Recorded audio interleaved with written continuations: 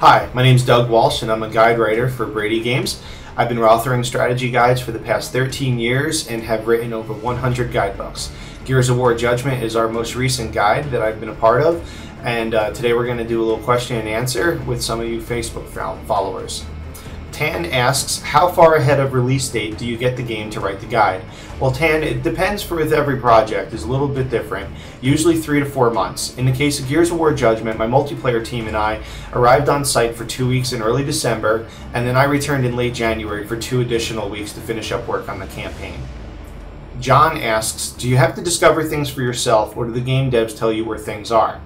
Well, John, every project is different. Usually the developers will provide at least a list or a number or maybe even some screenshots of the harder to find collectibles, but it's often left for us to find everything on our own. And frankly, that's a really important part of the job because we really don't want to be interrupting the developers and the publishers as they're getting ready to finish the game with a lot of questions. So it's pretty important that we find as many of the collectibles as we can on our own. Dusty asks, do I need to be more of a journalist or a gamer to write a game guide? Well, Dusty, you actually need to be pretty good at both. If you're a great gamer but can't write very well or can't organize your thoughts, you're not going to be of much use to the editors. They're simply not going to want to work with you again.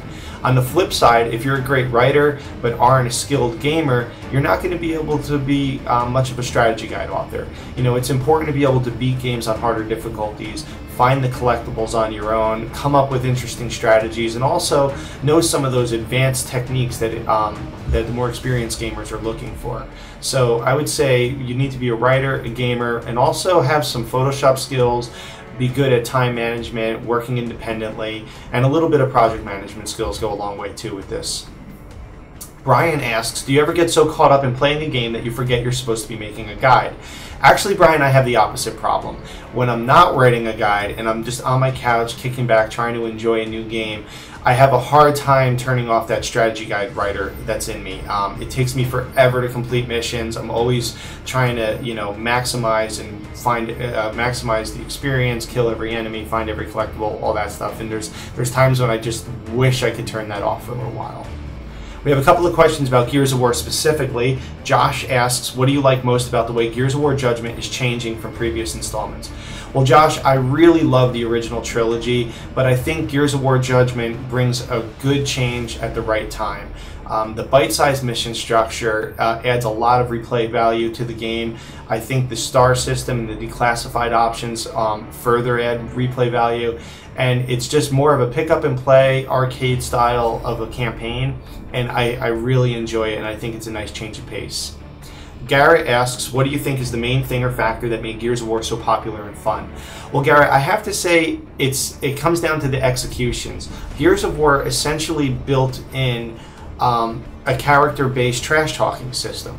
There's no reason for you to put on your microphone and be crass to the other team when you can just curb stomp them, or run up from behind with a chainsaw, or do any one of the numerous executions in the game, or even take the long shot out and pop someone's head from across the map. There's all these ways in Gears of War that just lends itself to laughter and trash talk. I know that's been the case with me and my friends when we played it.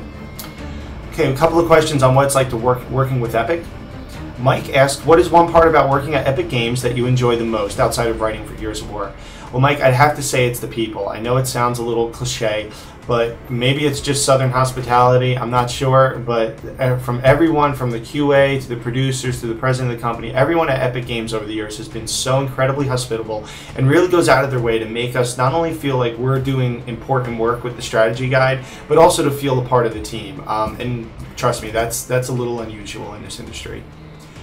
Nicole asks, what is your favorite memory while working with Gears of War series? Well, Nicole, that would go back to the very first day on site working on the guide for the first Gears of War. I was in a playtest session. It came down to the final round of the final battle, and it was me one-on-one versus Cliffy B. We were playing Gridlock. He had the boom shot and was up in the tower. My team was doing a little bit of screen watching and letting me know how many rounds were left in the boom shot because I had never played this game before. I somehow managed to evade the first 2 shots. He descended the stairs and to get a little bit closer.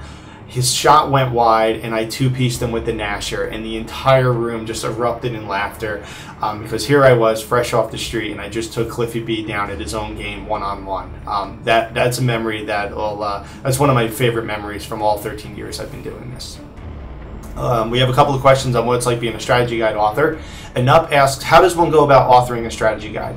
Well, Anup, the first thing I do when I get a new game is I play through it as fast as I can on the normal difficulty, just so I know there's no surprises lurking for me like later in the game, and I get a feel for the scope, and I can start thinking about how I'm going to organize content. Then I'll go through and I'll play each mission multiple times, especially in the case of a game like Gears of War. I'll play through once on hardcore and take really detailed notes. Then I'll play again while I'm doing screenshots and kind of refine my strategy. And then I'll play through a third time, marking the callouts on the map and specifically, purposely trying other techniques and other strategies just to see if there was a better way that I wasn't thinking of, and to just provide some optional tips for people.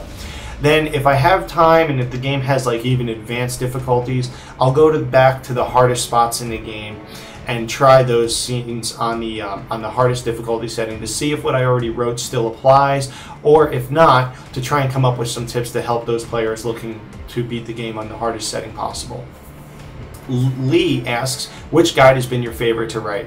Well, Lee, I have to say it comes down to the people that I'm working on the guides with. I've been really lucky in that BradyGames hired one of my good friends, Jim Morey, to be a member of the multiplayer authoring team for all 4 Gears of War games. So it's been great getting to go to Epic with a friend and work with him. Also, you know, I've had really fun co-authors, whether it was Rick Barber with Diablo 3, Joe Epstein on Borderlands 2 and Fable 3 and numerous other titles. That I think is what sticks out the most in my memory. Not so much the game, but who I get to work on them with. And also, of course, some of the editors like Tim Fitzpatrick, Tim Cox, Chris Hauserman, David Bartley. These guys are really great to work with. Jared asks, what's the longest game guide you've ever written, and does the game publisher ever have to approve it, or just BradyGames? Well, first off, we write these are all official guides, and trust me, the publisher goes through them and approve them. The lawyers go through them. The developers go through them, especially if you're dealing with licensed properties, say like a Spider-Man game or something like that.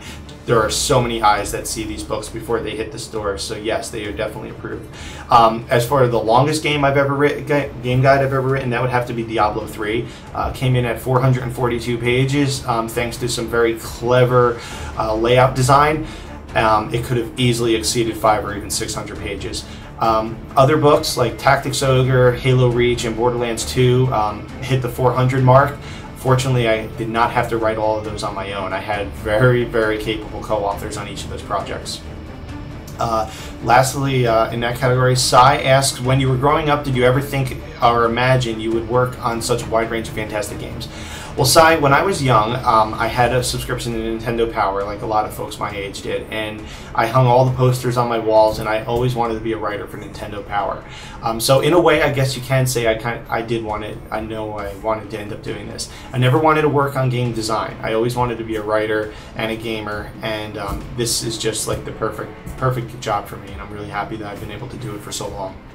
Okay, one final question. Mason asked, the timeless question is, what is your favorite video game? Well, Mason, like I imagine most of those watching this, it's really hard to name just one, so I'm going to not do that. But I can say Legend of Zelda Wind Waker, Shenmue, Tropico, the original Roller Coaster Tycoon, and then the Gears of War and the Need for Speed series. Those would be my absolute favorites of all time. Well, that wraps it up. I really hope you enjoyed watching, and I hope you enjoyed the strategy guide for Gears of War Judgment, and we look forward to seeing you on Facebook. Thanks a lot, and take care.